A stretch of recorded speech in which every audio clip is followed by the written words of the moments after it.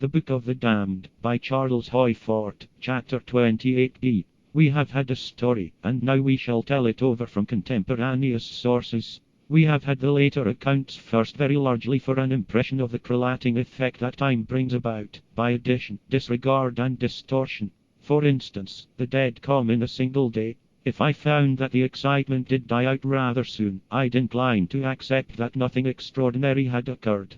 I found that the excitement had continued for weeks. I recognize this as a well-adapted thing to say, to divert attention from a discorrelate. All phenomena are explained in terms of the dominant of their era. This is why we give up trying really to explain, and content ourselves with expressing. Devils that might print marks in snow are relates to the third dominant back from this era. So it was an adjustment by 19th century prelates of human tropisms to say that the marks in the snow were clawed.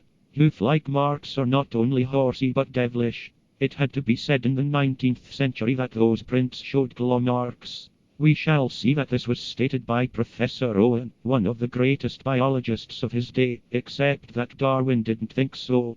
But I shall give reference to two representations of them that can be seen in the New York Public Library. In neither representation is there the faintest suggestion of a claw mark. There never has been a Professor Owen who has explained. He has correlated.